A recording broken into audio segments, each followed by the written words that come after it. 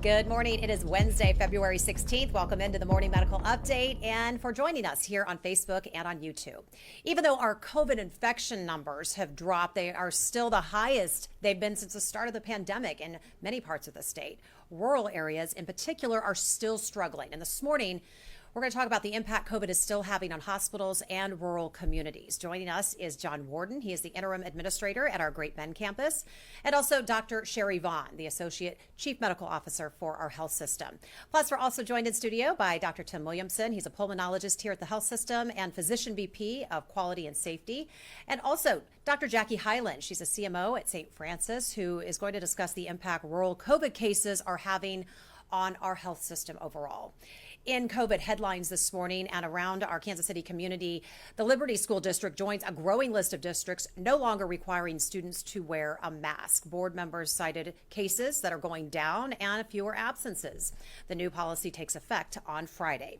Meanwhile, Johnson County commissioners will decide today to continue with or to allow the mask mandate for K through 6 to expire. Regardless of the vote, students are still required to wear them on the bus. Olathe and Gardner-Edgerton have already relaxed the mandates in their district. Kansas City Mayor Quentin Lucas does not plan to ask the City Council to extend the face mask mandates for students in all school districts within the city limits. Now, earlier this week, Blue Valley, Independence, and North Kansas City schools also removed the face mask requirement.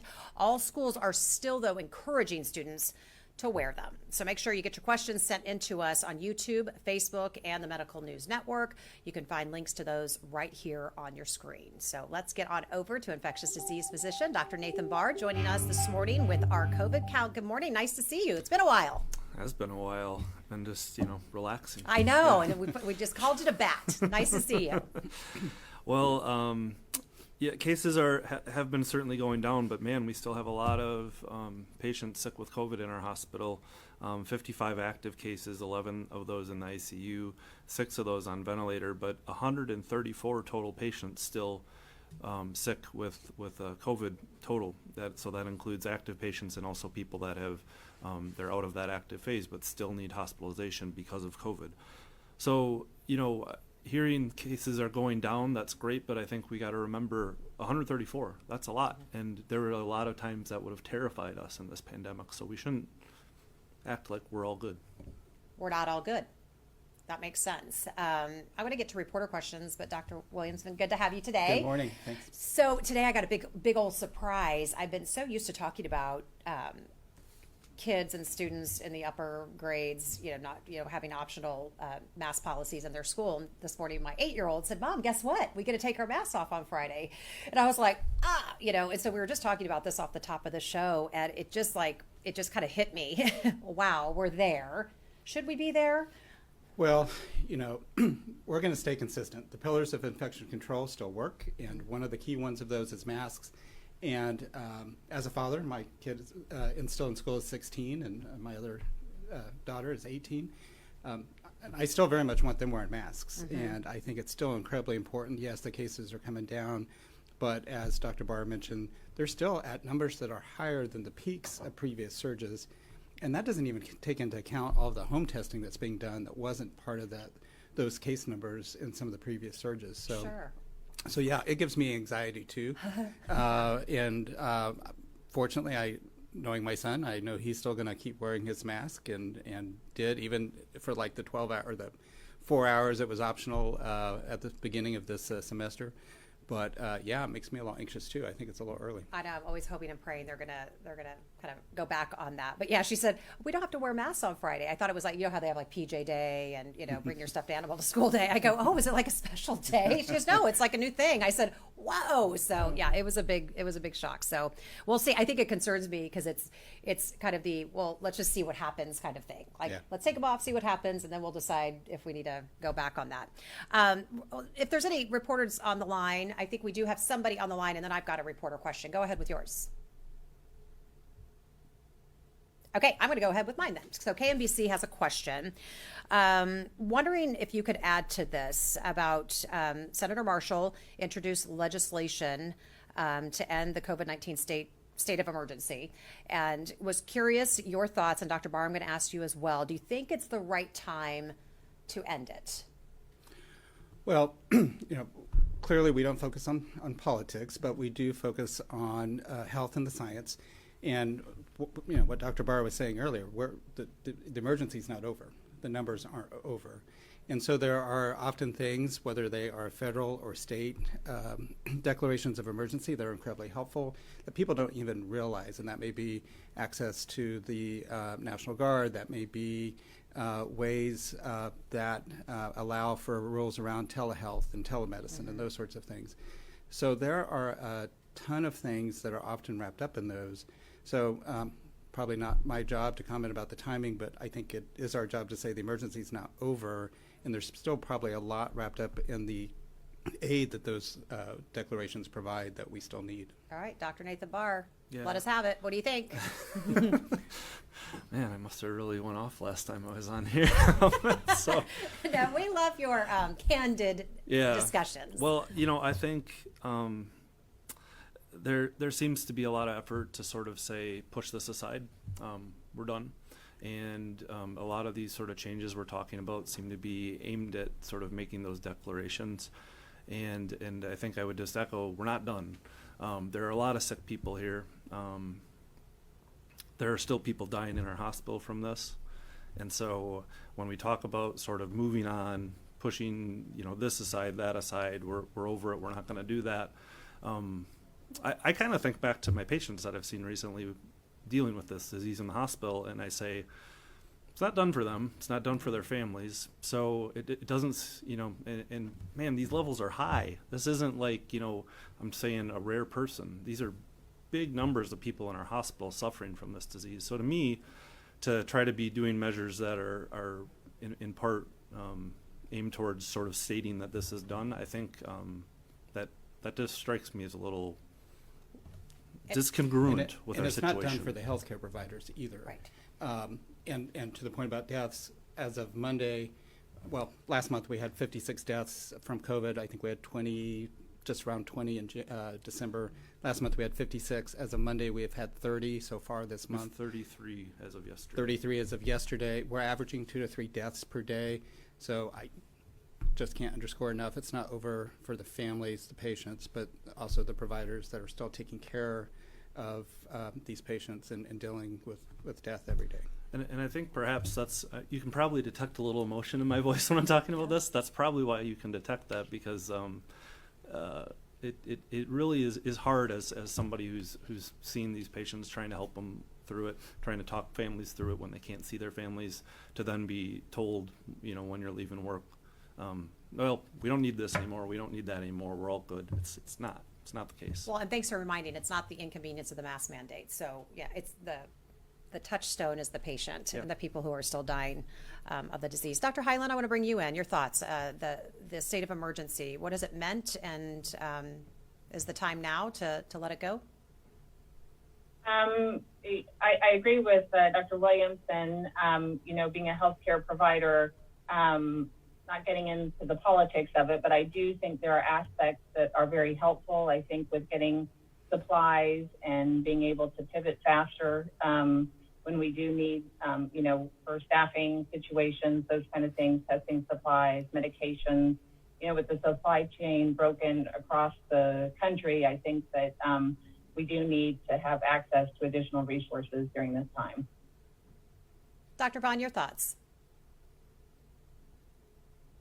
I would agree with that. I think it's a bit early to think that this is over and that we should not have a state of emergency, because even though we've become a little bit numb to the news and how much this affects people because we hear it every single day, we are still living it every single day, and the families that are affected are having a struggle. All right, well, when it comes to COVID-19 cases nationwide, overall things are somewhat pointing in a good direction. The latest data from the New York Times shows that the number of new cases have fallen across the U.S. by 77% since the peak was set back on January 14th. But the average daily cases are still higher than the peak of the Delta wave in the summer and fall of 2021. Dr. Williamson, that was the first thing you said when you walked in here this morning. So we do not want to forget that. Testing also declining. This could be because fewer people are experiencing symptoms, or also because, again, what we were mentioning, those home tests that weren't typically reported or during with those numbers. So hospitalizations have also declined to about a level of the Delta peak. But in rural areas, the cases of COVID remain higher. So we want to turn to our guests. And John Warden, I want to get with you now. How are you? Good morning to you. And how is Great Bend? Good morning. Thank you. Great Bend as well. As I was sharing this morning, it's quite windy. We're in Western Kansas.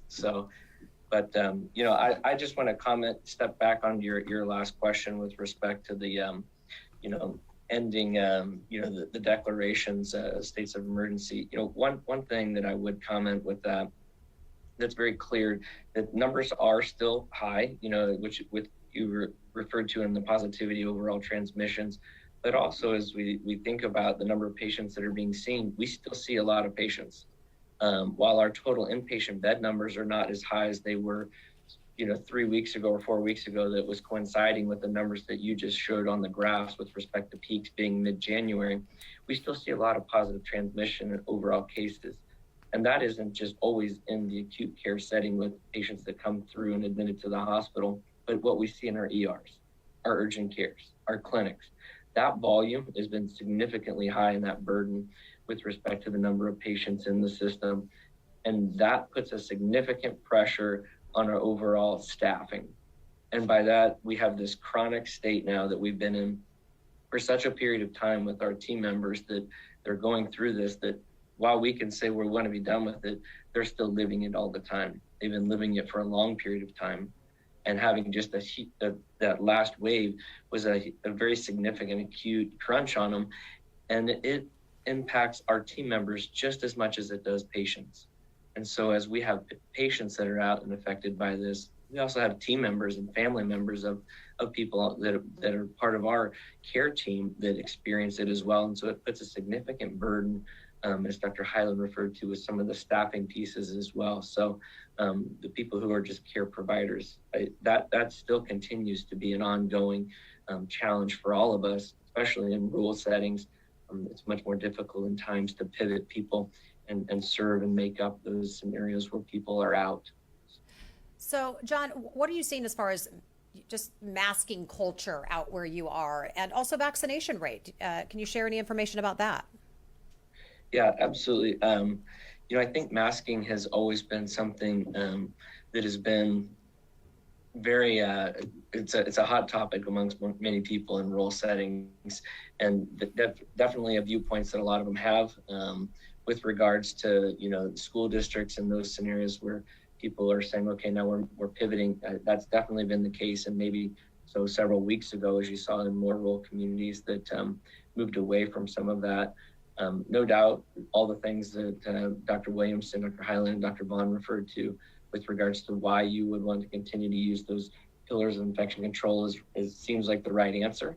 But definitely a scenario where it's probably not as followed as much what we see in the rural setting. Vaccination rates, however, are improving. As we start to look at the overall national and then what's even here in Great Bend, we definitely start to see some movement on that. Our hospital and our team members are fully compliant and fully vaccinated as caregivers, but what we see is the overall community still being in this region around 55 to 60%. So the overall adoption rate, while it has ticked up some, probably still not at the overall level that we would love to see. Dr. Vaughn, I want to just bring you in, and John had mentioned a little bit about the employees, but what are you hearing about how employees are handling this latest surge? Sure. Well, as John said, our staff are weary. They've been doing this for a long time, and everyone's having workforce issues.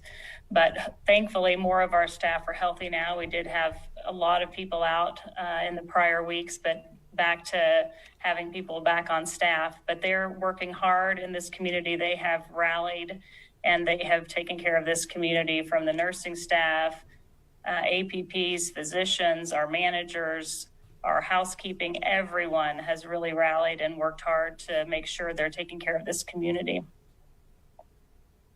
And let's talk about Dr. Hyland. I want to talk about how things are going at St. Francis. What can you tell us about your numbers? So we are seeing a decrease in our COVID positive numbers. Today we are at 17 positive and 12 recovered. And we continue to see, which I've been surprised about with the unvaccinated, it's 54%. And we're defining unvaccinated if they haven't received the two-shot series, so we don't have that booster in there, which I recommend anybody to get vaccinated and boosted. We do continue to see the same trend, across the state, that we are seeing an increase in deaths as, we're kind of hitting that portion of the curve. As I said last week, we had 29 COVID-related deaths in January, which is a significant increase that we've seen out throughout the pandemic, really ever at St. Francis. And so far in February, we have seen 12. So, we're just at that part of the surge where it's, really hits that frontline staff, particularly in the ICU and on the medical floor, where they're seeing 1 to 2 deaths a day. And they're just, unfortunately getting used to it. And maybe, as Dr. Vaughn said, we're numb to it. I continue to tell staff this is not normal. This is, not what we want to expect in healthcare. We want people to come into the hospital and to be able to discharge home and to be with their family or to, get to their next level of care so they can be with those who love them and experience the best quality of life that they can. So I do think that things are going a little bit better as far as the numbers and admissions and hospitalizations, but unfortunately, this is just, from an emotional standpoint, probably the toughest part of the curve for us here at St. Francis. Burnout, COVID fatigue. I'm glad everyone has touched on that, because I think when you say getting numb to it, it's such a mixed message, I think, for the public, because anytime we hear the numbers are going down or we have less admissions or less deaths, I keep going back to what we were just saying. They're still higher than what we saw at the peak of the pandemic. It just shows how much that we're getting used to hearing that any sign of decline means that it's time to lift mandates or it's okay to get it together. And it's just, I always just wonder what message that sends to our community. Dr. Williamson, is it a concern? I love hearing the good news, but it just seems, Yeah, it's incredibly confusing, and particularly for healthcare workers, because they live this every day, and then they go out into the community, and you can't tell that COVID still exists, and clearly it does. So there is that disconnect of, yes, numbers are coming down. They're coming down fairly rapidly, but we're just to the point, I think, as Nate mentioned earlier, we were terrified when we were at the numbers that we currently are now. So we can't let our guard down. The actions we take still are going to impact what the rest of this curve does. Mm-hmm. There's a big disconnect, and there's just no way around that. So I want to talk about transfers when we talk about rural communities and other parts of the state, and then how it impacts our health system and all health systems. John, I want to ask you about the story that we had shared a bit ago about there was a transfer that was coming. Is that correct? There was a transfer that was coming, somebody who had sepsis. Is that what I understand? That person ended up not making it to their destination, their transfer destination. Do we know what has changed since then? How are we working through this transfer issue? And then Dr. Williamson, I want to hear what you have to say as well. This continues to be a problem for rural hospitals. And one of the things that's been very struggling, especially in the past with the total number of just admissions to hospitals, is how do we find ways for many smaller hospitals referring in, even to a Great Bend, kind of a bit of a regional area, and then from a Great Bend for patients who have that higher level of need into a higher level tertiary center. There are times when not only are the receiving facilities like in Kansas City or the Topekas or Wichita's are literally completely full, but we also then, going back to the team members who transport the burden on those teams, like they are thin as well. We don't have as many transport teams. And so we've heard definitely stories and scenarios where not only our flight, equipment is being used more, so it's being serviced more. Things just aren't, they're just not as easily available to transfer patients because of all of those additional burdens that we've had. And no doubt, sometimes we have patients that when we look at our just hard data on time to we've made a decision where the patient either needs to be admitted and then that they need to go to potentially onto a higher level care, that time is almost doubled. And so what we've seen is that typically it's anywhere from around 70 minutes to get the patient transferred. And that's kind of preparing the patient, getting the receiving facility ready. We've seen that double, and in some cases go way past that because finding a receiving facility is very challenging in today's time. I know Dr. Williamson probably has some numbers with regards to the overall transfer center and the number of requests made to that this there in Kansas City. But when providers, the stressors that Dr. Vaughn referred to with our team members, doing an amazing job. They're advocating for these patients. They're trying to find a way to get them into the next level of care. It takes multiple calls, and it's a stress of you can't just make one call and it's an easy transfer. I recently had a conversation with kind of a neighboring CEO at a facility, and we discussed the challenges of how do we even work together and maybe use our site here as a referral center, and then as times as we try and use some of our team members in making calls if we need to move a patient on to the next level of care. But all I can say is that our team in KC does an amazing job helping to try and help us when it's appropriate to get patients to the next level of care. Dr. Williamson, how are we doing with transfers? Yeah, it's still incredibly tight. Last month we, I think, still had over 2,000 requests, and of that, probably around 20%, I don't remember the exact number, we were able to accept. And yes, the COVID numbers are coming down, but there's still lots of other diseases, other things people need to be in the hospital for. We've opened, and everyone across the state and the region are still tight on staffing, so staff beds become an issue.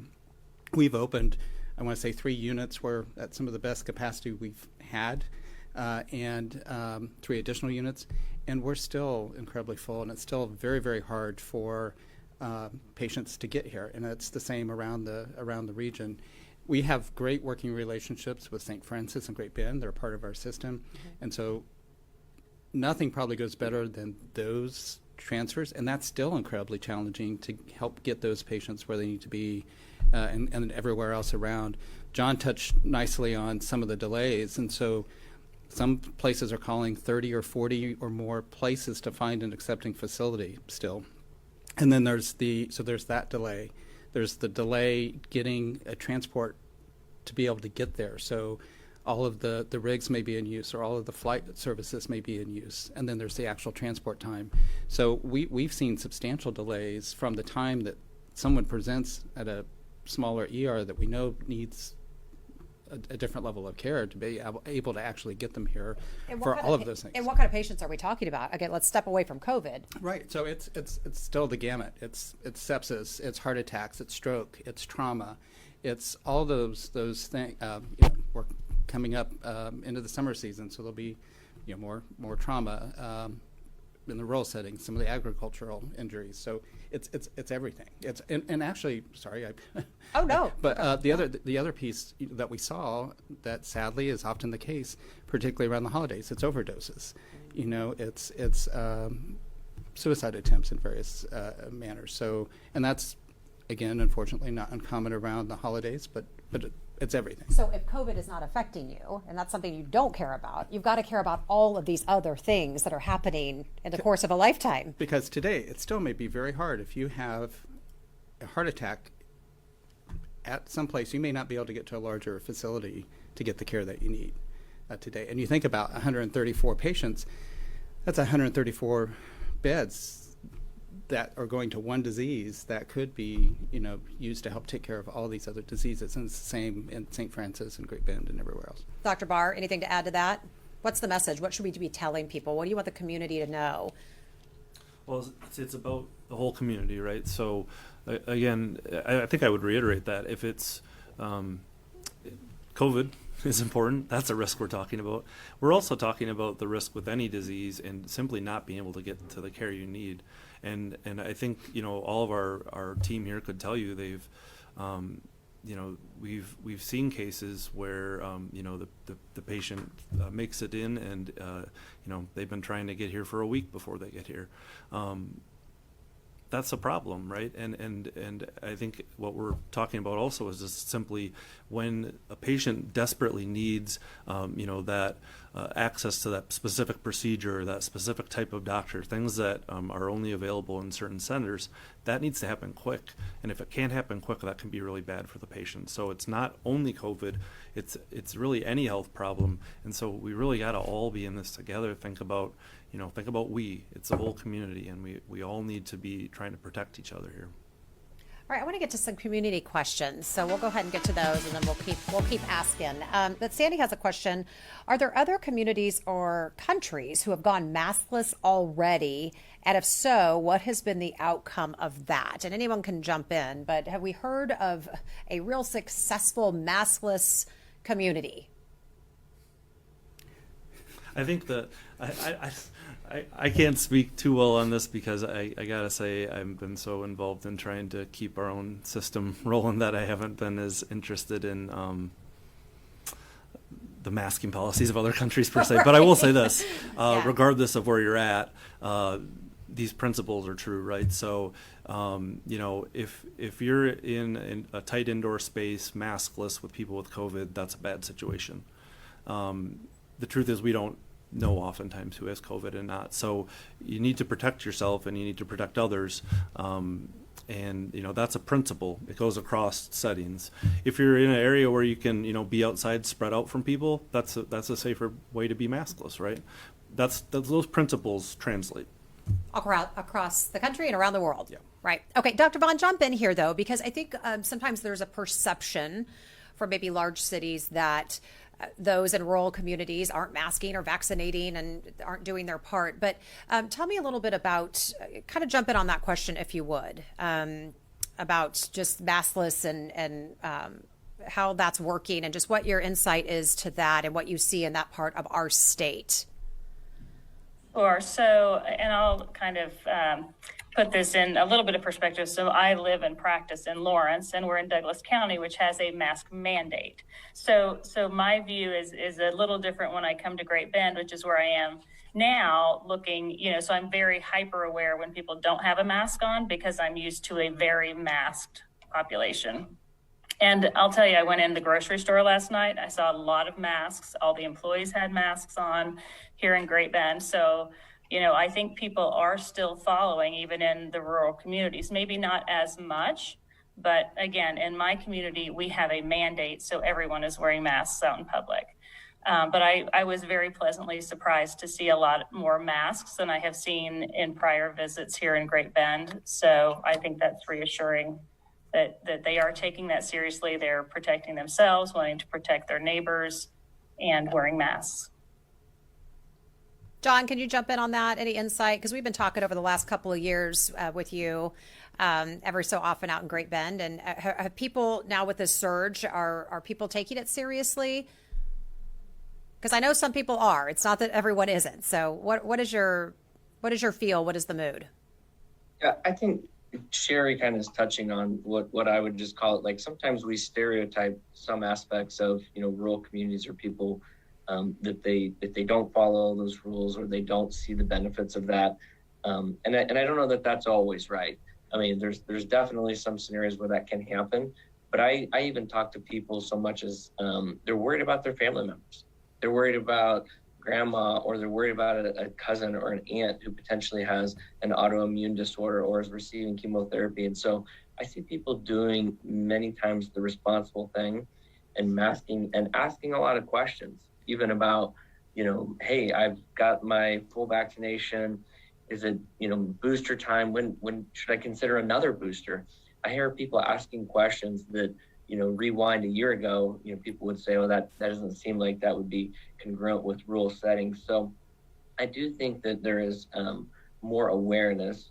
And as Dr. Varr and others had mentioned, thinking about the severity of this, is really impacted people now. When we think about in rural settings, these rural communities, including here, have lost people with COVID. And that has a big ripple in small communities when you look at the lives and people that it touches past that. And so others are aware, and there are definitely times and scenarios that we continue to see people who are very vigilant in many different ways. Right. Dr. Hyland, want to bring you in as well. Just, I mean, it's nice to hear stories where I think we've talked about this, Dr. Williamson, on the show, where it just takes people time, whatever they come to the table and whenever they get vaccinated and whatever happens in their life that makes them want to get off the fence. We welcome that, and we're excited to hear that. Dr. Hyland, just what message do you want people to know about just, even when mask mandates are lifted, that people can still mask, and just how that affects the trickle effect when it comes to places like Topeka, Kansas City, all these places where there's other hospitals and those rural folks are coming in. How does that trickle down effect work, and how important is it? Yeah, well, I think masking is one of several of the solid infection control tools that we have. The practicing anesthesiologist, one of the things that I have to do every time I walk into the OR is to make sure I have a mask on, to make sure that it remains as sterile as possible for those patients who are at risk. So it's something that I'm very used to, and those that I'm around are very used to. One of the things that I found confusing at the beginning of the pandemic was because we didn't have enough masks, the communication to the public was that you really don't need it. And I think that was a very confusing message because we didn't have enough, and we didn't want to, what happened with toilet paper. We didn't want everybody running after all the masks. So the frontline caregivers who are taking care of those who are immunocompromised and in surgery didn't have what they needed. And so I think it's one of the several tools that we have. So masking, physical distancing, getting vaccinated, and washing your hands. So I think that taking into account who you're around, how many people you're around, are they vaccinated? Are they immunocompromised? Are they at risk? What is the percent positivity rate in your community? So I think we can flex up and down. I know that there are issues with wearing masks. I know that as an anesthesiologist, when I need to examine the patient, I have to take off their mask because I have to see their airway. I have to be able to communicate with my patients. A lot of them can't hear when I have a mask on, and so I have to take my mask off so they can read my lips. So I think we need to be flexible and use common sense. And I think kindness is another part of it. But I know I feel safer when I'm in a group and, other individuals are wearing their masks, particularly if I'm with my mom who, is older and more at risk than I am. So I think that it's not cut and dry. It's not black and white. So I think that and as we move along in this pandemic, we're learning so much, in the rural communities, kind of seeing what it does when you don't get vaccinated or you don't have your mask on and how that impacts your community. So I think that we're all learning and getting through this. And I think kindness and common sense goes a long way in using those infection control tools.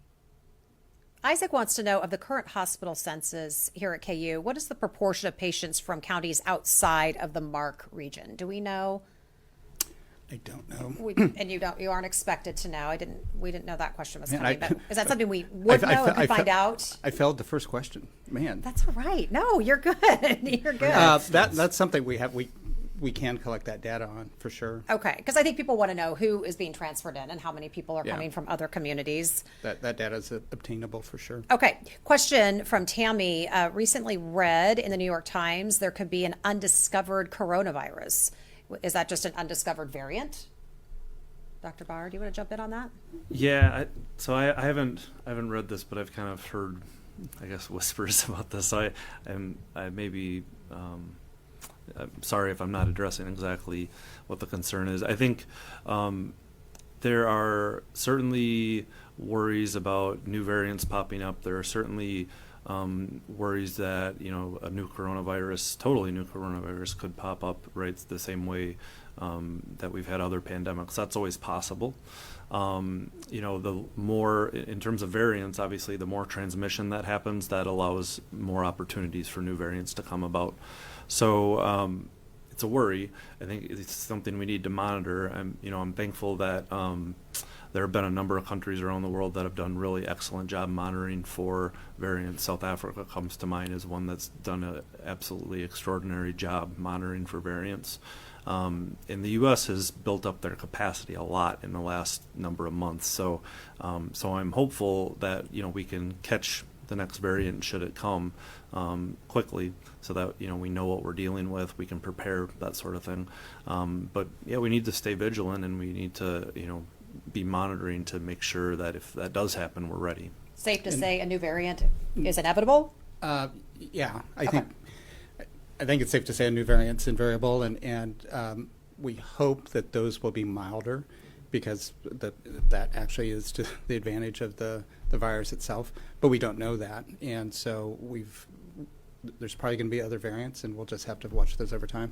And COVID isn't the only virus out there, just to remind folks that there are other viruses and that we have to keep an eye on as well. All right, Patricia's asking, what percentage do you all suspect are unrecorded positive, especially now with the home tests and the rapid tests? Percentage of unrecorded positives. You mean like rapid tests that we don't know about, kind of thing? Right, or people taking home tests that don't get recorded. Yeah, I guess I don't know, right? Because they're not We recorded. don't know. So I guess that's what I would go with. We don't know what we don't know? Yeah, I mean, it all depends on, you know, availability of rapid tests and what people's routine is going to be after that, right? So, you know, if you get a rapid test and you're feeling very ill, you may well need to go to the hospital, in which case we'll record that. But we know that for many people that wouldn't be what's happening, right? Many people may simply take the rapid test, stay at home, isolate themselves, and you know, we may never know about that test. So it's probably a decent chunk, but I don't know necessarily, because they're not spreading it. Yeah, and that's to the point I think I touched on earlier, is those case numbers don't include the home testing, and we know, particularly, you know, talking to, you know, friends and family and colleagues, in December, January, and February, there were a ton of people doing home tests, partly because it was hard to get in to get, you know, PCRs, and the wait was several days in some places. And so, and then of course, you know, most people received their home COVID test in the mail. I got mine last week, my 4 test, and so we'll never know what that exact number is, other than it's a lot higher than what we're actually seeing on the curves. So will this eventually become the endemic that we have talked about in the past? I mean, will it, and when will it? When's harder? Okay, I told you we have one crystal ball question every show, so June 2nd at 7:15 p.m. Exactly. No, so I don't know. Clearly the numbers are headed in the right direction, and if they continue to do that, I think we all have hopes that we'll maybe emerge out of the pandemic as we get into late spring, and certainly I defer to Dr. Barr maybe in terms of timing. So I think we will get to endemic. People maybe use that word a little too reassuringly, and I don't want to always be doom and gloom. Right. I can take a room down, but endemic doesn't mean over. It means that it's just here, and part of what we deal with means seasonal. And there's lots of things that are endemic that still cause a lot of, you know, we still have to worry about. So malaria in East Africa, for example, is endemic, and it causes lots of death. But it's not good. Closer to home, influenza, endemic, and we have years where it causes lots of disease and death. So it doesn't mean that we can just let our guard down. It still means we're still going to have to take certain precautions, particularly at certain times of year. and vaccinate just like you do for the flu. Boost. Be careful, kind of, you know, don't be around sick people. Don't come to work sick. So that's what Joe Ellen's question was, just asking what is the situation with flu cases right now? It was a nice surprise. So we actually did not have the flu season that we were afraid that we might. And so in terms of hospitalizations, we had very few hospitalizations, I would say a couple a week maybe. And overall nationally, we didn't have the flu season we worried. There are other viruses that have flared a little bit. We heard from Children's Mercy, they're seeing a lot of human metapneumovirus, which is another winter virus that we see. But fortunately, it was a much better flu for season. human metapneumovirus being brutal this year. What is that? Can you just pronounce one more time? Say it again. Human metapneumovirus. It's another respiratory virus, and our family got it from daycare, and boy, was it fun. What happens when you get it? I mean, it's certainly in most cases nowhere like what we're talking about with COVID. It's just makes. But is it fluish? Yeah, fluish makes you feel rotten. Okay. For a while. Cough, fever, Yep. and in immunocompromised folks like patients with transplants, and I mean it can be very bad. dangerous, deadly. Yeah. Okay, Isaac has a question. Don't be a buzzkill, Dr. Williamson. But he says, so are you saying that we'll never be normal again? I think there'll be a new normal. I don't think it will go back to exactly what it was before. I think it will be much, much, much better. You know, early on in this pandemic, I saw a patient who was hospitalized with H1N1 type of flu. And that was something we had worried about as a pandemic, you know, years ago. And it was just treatable, and she got through it, and it was just part of something. So, you know, we've got better, the vaccines work. We have better therapeutics coming down the road. We continue to develop new therapeutics, things that will treat this. So I don't know what the new normal is. It's probably not exactly what we had before. Okay. I probably am going to, during the winter months indoors, wear my mask. Mm-hmm. You know, and I think we'll see more of that from some people. It's going to be a lot better, though. You know? You didn't totally bring the room down. Well, I'm getting better. You're getting better. I love that. I'm going to jump in, and I don't Please think do. I'm going to bring the room down either. Okay, I actually want to, I would just refer a little bit to what Dr. Hyland was discussing earlier. So, you know, I think part of what getting to some semblance of normal is going to take is flexibility on everyone's part, so that when we see cases, cases have been very low, and we start hearing that, it's starting to rise again, we're seeing problems. People need to, you know, if they've been going on masks, pick their mask back up. You know, there's things like that where flexibility is going to need to happen in that direction as well, where people are willing to sort of take precautions again when we've been able to be a little looser. If you remember a number of months back, right, we got down to single-digit cases in our hospital, and we were feeling pretty good, and we were hoping things were going to be all right in the near future. We had to adapt, right? Things have changed. We had to adapt. We had to really hunker down and try to get through this, and that's what we need going forward is that flexibility to understand when when it's getting bad, we need to act like it. We need to try to protect quickly and not sort of, I don't want it, I hate it. It's that's not helpful. It's not what we need.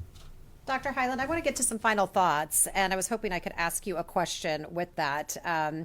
Thank you all, first of all, for being with us today. But Dr. Hyland, I want some final thoughts from you. And then also just with that, Ashley's asking, do we ever see a day where our doctors and medical professionals will suggest to civilians, no longer suggest to civilians to not wear masks in public? Think we'll ever see that day? So as that last question again for... So just asking if there'll ever be a time when doctors tell us that we no longer have to wear masks in public. I think we will get there. Yeah, I mean, I think that, I don't know when we'll get there. I think outside is safer than inside. I think fewer people is safer than more people, and vaccinated individuals is safer than non-vaccinated. So again, it's that flexibility and kind of knowing where you are and the risks that present themselves. And kind of in final thoughts, I think that we've learned a lot through this pandemic.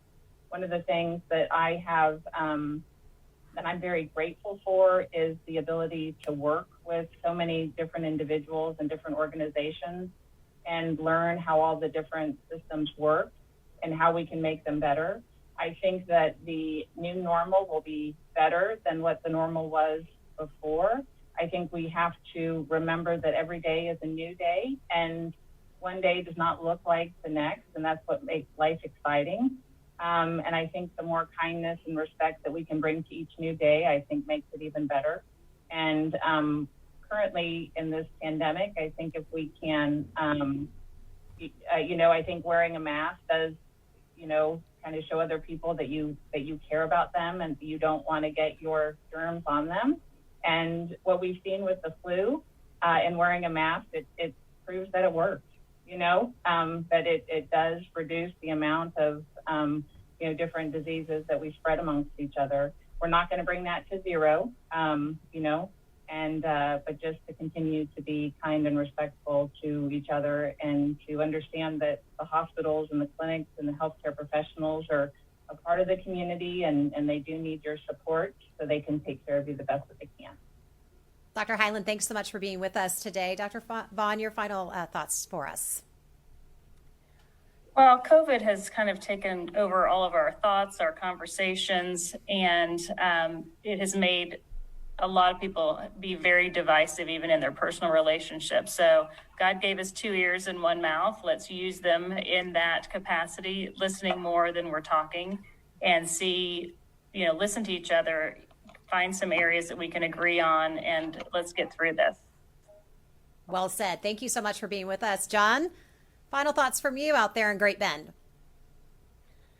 Well, I just want to share one of the things that I've been most impressed with through all of this is just call it connectedness and support of our own team locally, how we band together during these times of crisis and acute moments to all try and lean in and do the best thing. And it's also about the connectedness of being with how I've seen the health system span across the state, help even here in Great Bend. And then as I even look with Dr. Hyland and other teams, as I think about how we've collaborated and learned from each other, so that we can go back to, as we go forward and looking back to what our new normal is, things will be different. And part of that will be how we all work together in a way for what's best for the patient, and working more deeply with the relationships we have as care providers. Oh, I love that. Thanks so much, John. Good to see you. Dr. Barr, I'm going to get your final thoughts, but I have to sneak in a couple of quick questions from our viewers, if you don't mind. Any correlation, Lou wants to know, between vitamin D deficiency and COVID? So, well, when we talk about correlation, that's a little tricky, right? So correlation just means, are there studies out there that have seen, more COVID or severe COVID with people with vitamin D deficiency than without? And so there have been some studies that have said that. So have said simply, well, COVID can happen more in people with vitamin deficiency than without. But the problem is, folks that have vitamin D deficiency often have many other comorbidities, many other medical problems. And so if you're vitamin D deficient, you should treat that. But the reason to treat it isn't really COVID. The reason to treat it is simply the consequences of vitamin D deficiency. And so it's certainly worth talking about with your doctor, but we haven't seen any evidence, for instance, that vitamin D is helpful in treating COVID or preventing COVID. All right, leave us some lasting words of wisdom. All right, Let's do I'll it. try. I guess I would just try to reiterate a few things. We actually haven't talked as much about vaccination today, and I didn't drop in the components of that with our numbers, but one thing I will say is that it continues to be very clear in our numbers that being vaccinated and boosted is an extremely helpful thing to protect yourself and from COVID-19. When we look at severe outcomes and deaths, vast majority, 90+%, are not completely vaccinated and boosted.